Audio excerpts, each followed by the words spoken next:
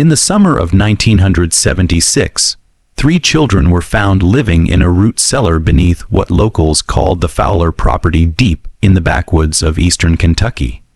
They had no birth certificates, no medical records, no photographs. When state officials finally took blood samples, the results came back with a notation that would be sealed for 30 years. Genetic markers inconsistent with known human populations. The lab technician who processed the samples quit 2 days later and never spoke publicly about what she saw. The children were separated, their files buried under layers of bureaucratic red tape, and the Fowler property was burned to the ground by persons unknown. This is not a legend. This is not folklore. This is a story that was deliberately erased from public memory. And tonight we're going to uncover why. Hello everyone. Before we start, make sure to like and subscribe to the channel and leave a comment with where you're from and what time you're watching. That way, YouTube will keep showing you stories just like this one. The Fowler clan had lived in those mountains since before the Civil War, maybe longer. They kept to themselves in a way that went beyond privacy. It was isolation as religion, as survival, as something darker that nobody wanted to name. The nearest town was Harland, about 17 miles down a road that turned to mud 6 months out of the year. Folks in Harland knew about the Fowlers the way you know about a wasp nest in your attic. You don't go looking. You don't ask questions. You just accept that some things are better left alone. But in 1976, a social worker named Margaret Vance decided she couldn't leave it alone anymore. She'd heard rumors about children up on that property. Children who'd never been seen by a doctor or a teacher or anyone from the outside world. She'd heard other things too. Whispers that made her stomach turn. Stories about lights in the woods and sounds that didn't match any animal anyone could name. Margaret Vance drove up that mountain on a Tuesday morning in June, and what she found would haunt her until the day she died 43 years later, never having spoken a word about it to anyone outside that investigation. The Fowler property sat at the end of a path that couldn't honestly be called a road. Margaret Vance had to abandon her car half a mile down and walk the rest of the way through woods so thick the sunlight barely touched the ground. She said later in her sealed testimony that the silence was the first thing that struck her. No birds, no insects, just the sound of her own breathing and the crack of twigs under her feet. When she finally reached the clearing, she found a structure that looked like it had been built and rebuilt over generations. Rooms added without any logic. Wood rotting into wood. Windows covered with tar paper and cloth. There was a smell she couldn't identify. Something organic and wrong, like meat left too long in a warm place. She called out. Nobody answered. She called again, and that's when she heard it. A sound from below the ground beneath the house. Children's voices, but not speaking any language she recognized. Not English, not any native dialect she'd ever heard. Something older or something made up. Or something that should never have been taught to human mouths. Margaret found the entrance behind the house, hidden under a wooden door, so weathered it looked like part of the earth itself. The root cellar went down further than any root cellar had a right to go, maybe 15 FD, with walls made of stacked stone and clay. And at the bottom, in the dim light filtering through cracks in the floorboards above, she found them. 3 children, 2 girls and a boy, aged somewhere between 8 and 12, though their exact ages would never be determined with certainty. They were pale in a way that went beyond lack of sunlight. Their skin had an almost translucent quality, blue veins visible like rivers on a map. Their eyes were large, too large, and reflected light like an animal's eyes caught in a flashlight beam. They didn't cry when they saw her. They didn't run. They just stared at her with an expression Margaret would later describe as recognition, as though they'd been expecting her, as though they'd known someone would eventually come. The children were wearing clothes that looked handmade, stitched from fabric that might have been flour sacks or old curtains stained with dirt and something darker. Their hair had been cut short, almost shaved. And when Margaret moved closer, she saw markings on their scalps, not scars exactly, symbols carved or burned into the skin, healed over but still visible circles within circles, lines that branched like tree roots or veins. She asked them their names. The oldest girl opened her mouth and made a sound that wasn't quite a word, something between a hum and a whisper that made Margaret's teeth ache. She asked them where their parents were. The boy pointed up toward the house, and then he pointed down toward the earth beneath their feet, and Margaret realized she didn't want to know what that meant. She radioed for backup. And within 3 hours, the property was swarming with county sheriffs, state police, and 2 men in unmarked suits who never showed identification, but took control of everything the moment they arrived. The children were removed from the property that same day, wrapped in blankets, and carried to waiting vehicles, while police swept through the Fowler house, looking for evidence of who had kept them there and why. What they found was worse than anyone expected. The house had been abandoned, but not recently. Dust lay thick on every surface. Food in the cupboards had rotted to powder. The furniture was arranged in strange configurations. Chairs facing walls, tables turned upside down, beds torn apart with the mattresses shredded and scattered. In what might have been a kitchen, investigators found jars lined up on shelves, hundreds of them filled with preserved organs that later analysis would determine came from multiple species. Some were recognizable: deer hearts, rabbit kidneys. Others defied classification. The medical examiner who cataloged them refused to speculate on their origin, but his notes included phrases like unknown mammalian tissue and cellular structure, inconsistent with regional fauna. But it was the room in the back, the one with the door nailed shut from the outside, that made 2 of the officers request immediate transfers off the case. Inside, the walls were covered floor to ceiling with writing, not English, not any alphabet anyone on site could identify. The symbols matched the markings found on the children's scalps. Mixed in with the writing were drawings crude but disturbingly detailed, showing figures that might have been human but weren't quite right. Too many joints in the fingers, eyes positioned slightly wrong on the face. In the center of the room was a table, and on that table were leather straps worn smooth from use and stained with substances that would later test positive for human blood. 3 different blood types, all of them matching the children found in the root cellar. The men in the unmarked suits photographed everything, then ordered the room sealed. By the next morning, those photographs had disappeared from evidence storage, and the 2 officers who'd entered the room first were told in no uncertain terms that they'd seen nothing worth remembering. The children were taken to a facility in Lexington, a place that officially didn't exist in any state records, but had been used before for cases the government wanted, kept quiet. They were separated immediately, placed in different wings, examined by doctors who'd signed clearance papers and non-disclosure agreements before being allowed anywhere near them. The initial medical reports painted a picture that should have been impossible. The children's bone density was wrong, too light for their apparent age and size. Their internal temperature ran consistently lower than normal human baseline, hovering around 94 degrees Fahrenheit. Their hearts beat at a rate that should have indicated severe bradycardia.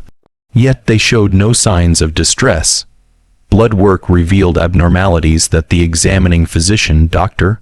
Raymond Hall, described in his notes as requiring immediate consultation with geneticists and possibly biologists. But before those consultations could happen, before anyone could make sense of what they were seeing, the children's samples were flagged by a lab technician named Patricia Gomes, and everything changed. Patricia Gomes had been working in the genetics lab at the University of Kentucky for 11 years when the Fowler children's blood samples crossed her desk. She was experienced, methodical, not prone to mistakes or dramatics. She'd processed thousands of samples, seen countless variations within normal human genetic ranges. But when she ran the analysis on the first child's blood, the second child's blood, and then the third. She sat at her workstation for 20 minutes in complete silence before picking up the phone to call her supervisor. The karyotype was wrong. The chromosome count was correct. 46 chromosomes arranged in 23 pairs, but the banding patterns were off. There were sequences that shouldn't exist, genetic markers that didn't correspond to any known human haplogroup. When she ran the samples through comparison databases looking for maternal and paternal lineages, the computer returned errors, unable to place the children within any established human population group. Not European, not African, not Asian or Indigenous American. The genetic signatures were isolated, unique, as though these children had descended from a lineage that had split off from the rest of humanity so long ago that the divergence had become fundamental. Patricia ran the tests again, thinking contamination, thinking lab error, thinking anything except what the results were telling her. The numbers came back the same. She expanded her analysis, looking at mitochondrial DNA. The genetic information passed down through the maternal line with almost no variation over thousands of years. In normal samples, mitochondrial DNA tells a story of human migration of populations moving across continents of common ancestry, traced back to Africa hundreds of thousands of years ago. The Fowler children's mitochondrial DNA told a different story. The sequences were ancient, older than they should have been, with mutation rates that suggested separation from known human lineages for a period that Patricia's calculations put somewhere between 8,000 and 12,000 years. But that wasn't possible. There were no isolated human populations that had remained genetically separate for that long. Even the most remote tribes in the Amazon or the highlands of Papua New Guinea showed clear genetic connections to other human groups. These children didn't. They were related to each other. The tests confirmed that much. Siblings or possibly cousins. But their connection to the rest of humanity was distant, theoretical, visible only in the basic structure that marked them as something that had once been human, or had come from the same source as humans, but had traveled a very different path. The supervisor who took Patricia's call made her run the tests a third time while he watched. When the results came back identical, he picked up a different phone, one that connected to an outside line Patricia had never seen used before. Within 4 hours, 2 men arrived at the lab. They weren't doctors. They weren't university officials. They wore badges that identified them as federal employees. But the agency names were acronyms Patricia didn't recognize. They confiscated the samples, the test results, the raw data, and every note Patricia had made. They asked her questions about who else had seen the results, who else had access to the samples, whether she'd made any copies or discussed her findings with anyone outside the lab. She answered honestly, she hadn't told anyone. She'd barely processed what she was seeing herself. The men seemed satisfied. They thanked her for her discretion and told her that the samples had been part of a classified medical study, that the abnormalities she'd noted were the result of experimental contamination, that there was nothing to be concerned about. Patricia Gomes nodded and said she understood. 2 days later, she submitted her resignation. She never worked in genetics again. She never spoke about what she'd seen. And in 2009, 3 years after her death from lung cancer, her daughter found a safety deposit box key among her mother's belongings. And inside that box was a single sheet of paper with 3 names written on it and a note that said, "They weren't human. Not completely, and someone knew before they were ever found."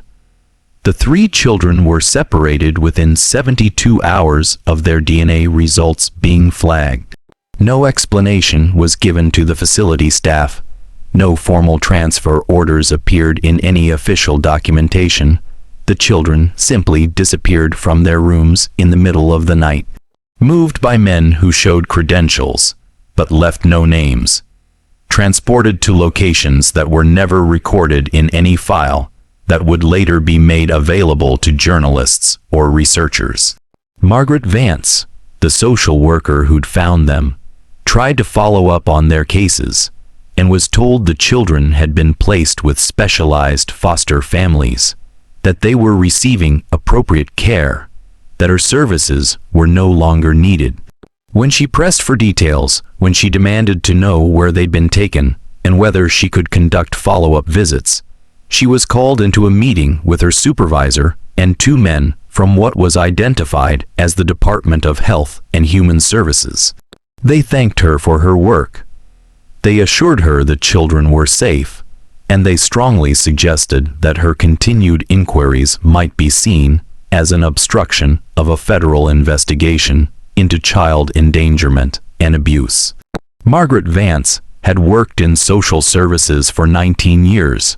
She'd seen children pulled from terrible situations, seen families destroyed by poverty and addiction and violence, but she'd never seen a case shut down with this kind of pressure, this kind of finality.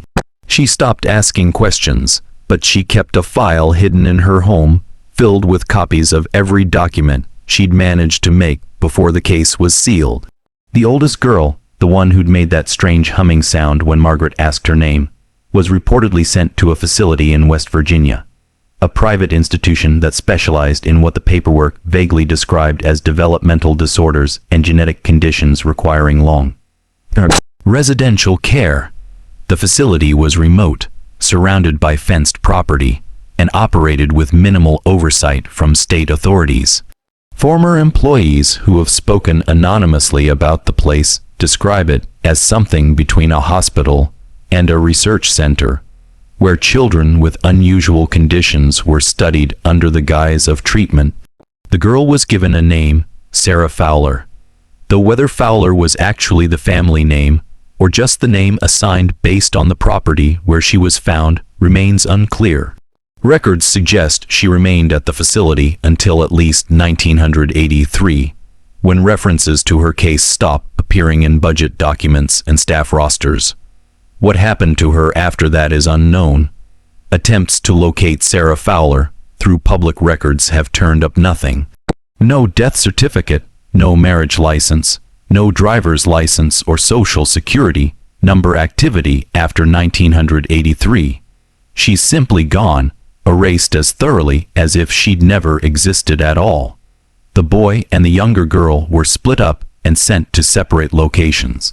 One allegedly to a facility in upstate New York, the other to somewhere in the Pacific Northwest, possibly Oregon or Washington. The details are even more fragmentary for these two. Their assigned names appear in a handful of documents from the late 70s and early 80s, always in contexts that suggest ongoing medical observation and testing.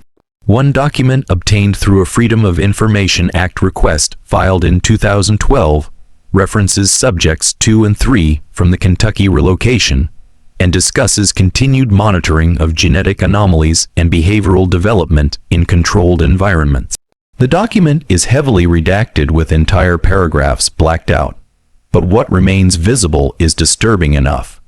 References to non-standard physiological responses to environmental stimuli, notes about difficulty with social integration and language acquisition despite intensive intervention. A single line near the bottom of the page that reads, "Recommendation: maintain separation from general population indefinitely. Subjects show signs of recognition and distress when visual contact is established with each other, suggesting continued psychological connection despite physical distance." If you're still watching, you're already braver than most. Tell us in the comments. What would you have done if this was your bloodline? What would you want to know? And what would you be afraid to find out? After the children were taken and the property burned, investigators tried to piece together the history of the Fowler clan to understand where these children had come from and what had been done to them in that house on the mountain. What they found was a genealogical nightmare, a family tree that twisted back on itself in ways that suggested generations of isolation, Intermarriage, county records going back to the 1800s showed Fowlers buying and selling that same property, always keeping it within the family, always maintaining distance from the surrounding communities. Census records were spotty, but when Fowlers did appear, they were listed in small numbers, never more than 6 or 7 individuals per household, and often with notations that suggested the census takers had trouble getting accurate information. One census from 1890 included a handwritten note in the margin next to the Fowler entry. Family uncooperative strange dialect counted 8 individuals but could not verify names or ages. Advised future counters to bring assistance. Church records from the region showed no Fowlers ever baptized, married, or buried in any local congregation. They had their own cemetery on the property, a plot of land near the tree line where investigators found grave markers dating back to at least the 1820s. Most of the markers were crude, just stones with dates scratched into the surface. No names, but a few had symbols carved into them. The same symbols that had been found on the walls of that back room and on the children's scalps. When archaeologists were finally allowed to conduct a survey of the site in 1978, 2 years after the children were found, they discovered that the cemetery contained far more graves than markers. Ground-penetrating radar suggested at least 40 burial sites, possibly more, layered over time in a pattern that indicated continuous use for well over a century. The state wanted to exhume some of the remains for identification and cause of death determination, but the request was denied by federal officials who claimed the land had been contaminated during the fire and that excavation would pose environmental and health risks. The cemetery was fenced off, and within 5 years, the forest had reclaimed it completely. Oral histories collected from elderly residents of Harland painted a picture of the Fowlers as a family people had always been wary of going back to when their own grandparents were children. Stories about Fowler men coming into town for supplies, paying in old coins or bartering with furs and herbs, never speaking more than necessary. Always watching with eyes that made people uncomfortable. Stories about Fowler women who never appeared in public, who were sometimes glimpsed through trees near the property line. Pale figures that moved wrong, that didn't walk so much as drift through the shadows. There were darker stories, too, the kind that were told in whispers or dismissed as superstition. Stories about children who went missing near the Fowler property in the 1890s. 3 of them over the course of 2 years, never found. Stories about hunters who'd gotten too close to the Fowler land and come back changed, unable to sleep. Speaking about sounds in the night and lights that moved through the trees in patterns that seemed intelligent, purposeful. One old man interviewed in 1977, shortly before he died, claimed his grandfather had told him the Fowlers weren't originally from Kentucky at all, that they'd come from somewhere further south, maybe the Carolinas or Georgia, fleeing something, running from people who wanted them dead for reasons his grandfather wouldn't explain. Researchers tried to trace the Fowler name through historical records, looking for the origin point, the place where this family had first appeared in America. They found references in North Carolina from the early 1800s. A family named Fowler living in the mountains near the Tennessee border involved in some kind of dispute with local authorities that resulted in several deaths and the family's sudden disappearance. Before that, the trail went cold. No ship manifests, no immigration records, no land grants or property deeds. It was as if the Fowlers had simply materialized in the Appalachian Mountains sometime around the turn of the 19th century and had been hiding there ever since, breeding in isolation, preserving something in their blood that they didn't want diluted or discovered. And those 3 children found in 1976, those children with their impossible DNA and their scarred scalps and their eyes that reflected light like animals, they were the end result of whatever the Fowlers had been protecting or perpetuating for all those generations. They were the proof that something had survived in those mountains, something that looked human enough to hide, but wasn't human enough to be explained. The Fowler case was sealed by federal order in 1977, less than a year after the children were discovered.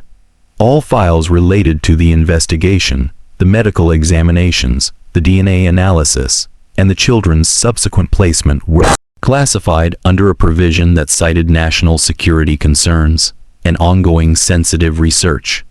Margaret Vance's reports disappeared from state archives. The police reports from Harlan County were removed from storage and never returned.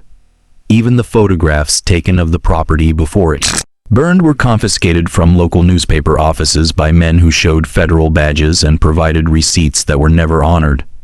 The official story, the one that appeared in the few newspaper articles published before the case went dark, was that 3 neglected children had been found living in squalor on an abandoned property, that they'd been placed in protective custody, and that criminal charges were being pursued against unknown parties. No mention of DNA, no mention of genetic anomalies, no mention of symbols or languages or anything that might suggest this was more than a tragic case of child abuse in rural America. The property itself remained off limits for decades. The land was seized by the federal government through eminent domain proceedings in 1978, transferred to the Department of the Interior, and designated as protected wilderness, unsuitable for public access to terrain and environmental concerns.